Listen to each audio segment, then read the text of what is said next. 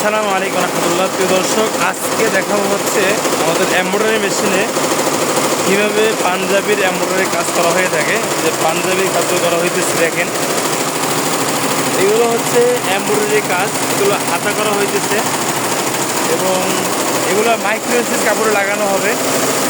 যেগুলো কাপড়গুলো খুব অনেক চলমান কাপড়, এই দেখতে পাচ্ছেন কত সুন্দর এমব্রয়ডারি কাজ করা হইতেছে।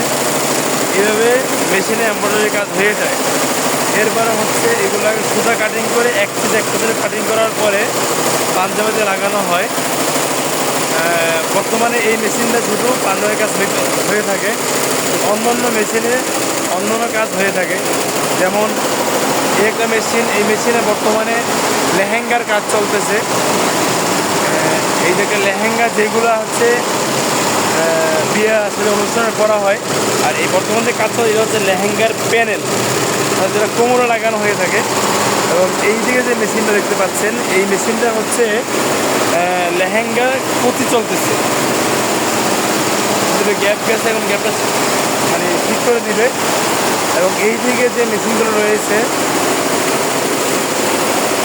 একটা মেশিনে শাড়ির কাজ চলতেছে,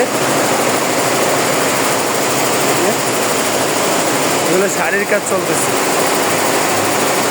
আর এই যে এখানে যে আছে দেখতে পাচ্ছেন ইউক, এই পাঞ্জাবের ইউকগুলো বর্তমানে খুবই চলমান। অনেক ডিজাইনের অনেক কালারের ইউক রয়েছে। এই একটা মেশিনের কাজ চলতেছে, অনেক সুন্দর সুন্দর ইউকের ডিজাইন।